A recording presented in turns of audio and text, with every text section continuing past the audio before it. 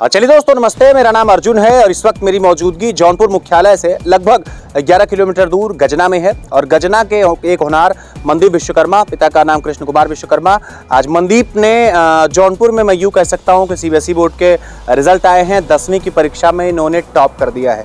मनदीप यहीं गोपालपुर में Ramamurthy international school में पढ़ने वाले एक छात्र हैं और मनदीप का पूरा परिवार एक औसत है और कहीं ना कहीं परिवार के बहुत सारे लोग चिकित्सकीय पेशे में हैं और इनका अपना जो खुद का बिजनेस रहता है फर्नीचर का, उसमें भी लगातार मनदीप छोटा इंगेज रहता है। लेकिन मनदीप के माता पिता ने बच्चे की प्रतिभा को पहचाना, बच्चे की मेधा को पहचाना और आज मनदीप ने 10वीं की परीक्षा में 97% अंक अर्जित किए हैं। जिले के अलग अलग हिस्सों से बधाई देने वालों के तांते लगे हैं। मनदीप मेरे साथ बातचीत करने के लिए हैं और न मालूम क्यों किसी मशहूर शायर की वो पंक्ति मुझे ख्याल आती है कि कौन कहता है आसमां में सुराख नहीं होते, एक पत्थर तो तबीयत से उछाले यारो। आइए मनदीप से जरा बातचीत करने की कोशिश करते हैं और जरा जानने की कोशिश करते हैं कि मनदीप ने यह सब कुछ कैसे संभव कर दिया। मनदीप, सबसे पहले आपको बहुत सारी बधाई और एक सवाल के साथ शुरुआत करते हैं। एक बड़ी उपलब्धि आपको मिली है, बहुत जबरदस्त आपने स्कोर गेन किया है। आपसे पहले ये जानना चाहूंगा कि आप अपनी प्रारंभिक पढ़ाई लिखाई के बारे में बताएं। प्रारंभिक पढ़ाई लिखाई कहाँ से हुई? मेरी सबसे पहले मैं आपका धन्यवाद करना चाहता हूं कि आप इतने दूर से यहां पर मेरा इंटरव्यू लेने आए हैं।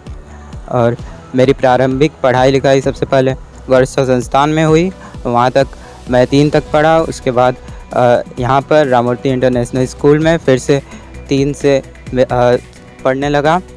फिर मैं यहां पे 7 साल पढ़ा और इसी बीच मैं कक्षा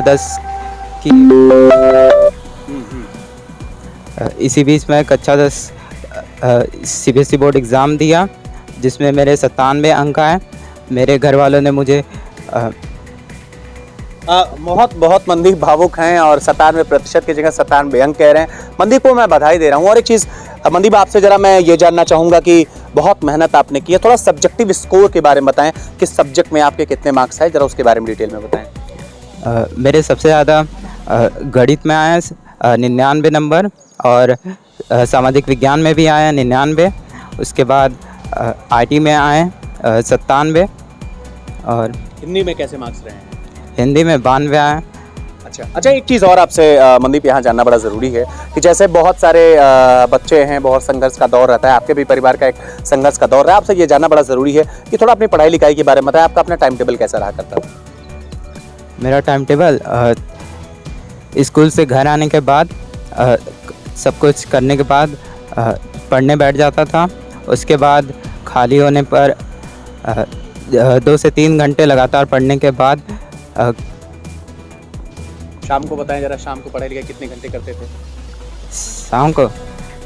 शाम को 8-9 बजे से बैठ जाता था खाना खाने के बाद और 12 बजे तक पढ़ता था। कुल मिलाकर के 6 घंटे पढ़ाई हो जाती थी क्या? हाँ, हो जाती थी। अच्छा, एक चीज़ और आपसे जानना चाहूँगा। चूँकि 10वीं का एक बच्चा जिसकी उम्र महज 15 साल और अगर 28-30 साल का कोई लड़का उससे सवाल करे तो स्वाभाविक सी बात है, थोड़े अनुभव के अंतर ज़रूर दिखेंगे। मनदीप, एक चीज़ और आपसे जानना चाहूँगा। बहुत कुछ बताने कहने में या समर्थ नहीं है, चीज़ें नहीं कह पा रहे, चीज़ें नहीं बता पा रहे, लेकिन आप इनकी मेधा को जरा पहचानने की कोशिश करिएगा। एक चीज़ और जानना चाहूँगा। अच्छे मार्क्स पाने के बाद लोगों की अपनी महत्वाकांक्षा रहती है, मुझे इस फील्ड में जाना है, मुझे इस फील्ड में जाना है। आपने भी कुछ सोचा है कि मुझे इस बार कहाँ जाना है? मैंने ये सोचा है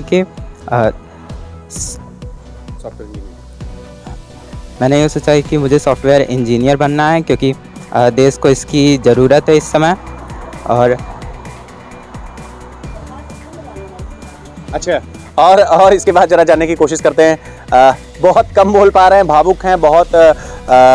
निश्चित रूप से ये लम्हा ही ऐसा रहता है कि खुशियाँ शब्द लेकर के नहीं आ पाती। उन्होंने कहा कि सॉफ्टवेयर इंजीनियर बनना चाहते हैं, मुल्क को इसकी बहुत बड़ी ज़रूरत है। एक चीज़ और आपसे जानना चाहूँगा, स्कूल के बारे में ज़रा आपने बताया। जो राममूर्ति इंटरनेशनल स्कूल है, स्कूल वास्तव में वो कैसा है? पढ़ाई लिखाई का माहौल कैसा है? टीचर्स कैसे हैं? प्रिंसिपल कैसे हैं? स्कूल के टीचर्स तो सबसे ज़रूरी होते हैं और वहाँ के टीचर्स काफ़ी अच्छे हैं। हम लोगों को मेहनत से पढ़ा देते हैं। हम लोगों को मेहनत से पढ़ाते हैं और प्रिंसिपल भी वहाँ के बहुत अच्छे हैं। हम लोगों को का फ़ोन आया कि नहीं आया? आया। अच्छा, बधाई दिया उन्होंने? उन्होंने भी बधाई दिया। सबसे पहले टीचर्स ने ही बधाई दिया, उसके बाद उन्होंने दिया। अच्छा, एक चीज़ और आपसे जानना चाहूँगा। बहुत सारे ऐसे बच्चे हैं जिनके बहुत कम मार्क्स आए हैं, रिजल्ट उनका अच्छा नहीं आया, उनको क्या संदेश देना चाहेंगे? कितनी पढ़ाई लिखाई करें, कैसे क्या कुछ करें?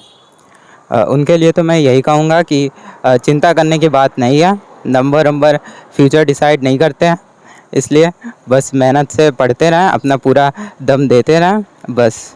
अच्छा, तो आपने देखा कि मेरे साथ बातचीत करने के लिए मनदीप थे और जाते जाते जो इन्होंने बात कही है वो बहुत बड़ी चीज़ कही है कि ये मार्क्स, ये कागज़ के टुकड़े आपकी ज़िंदगी का फैसला नहीं करते, ये सिर्फ रद्दी के भाव बीत जाते हैं अगर आपका व्यवहार, अगर आपका किरदार, अगर आपका व्यक्तित्व जो है वो ठीक नहीं है। मेरे साथ मनदीप जुड़े थे, बहुत कम उम्र के हैं, बहुत छोटे हैं, 15 साल के हैं, लेकिन मनदीप ने जो कुछ कर दिया वो दूसरों को ज़रूर करना चाहिए। आप भी अपने बच्चों को अच्छी परवरिश दीजिए और निश्चित रूप से अच्छी तालीम जब मिलेगी तो एक अच्छे इंसान वो ज़रूर बनेंगे।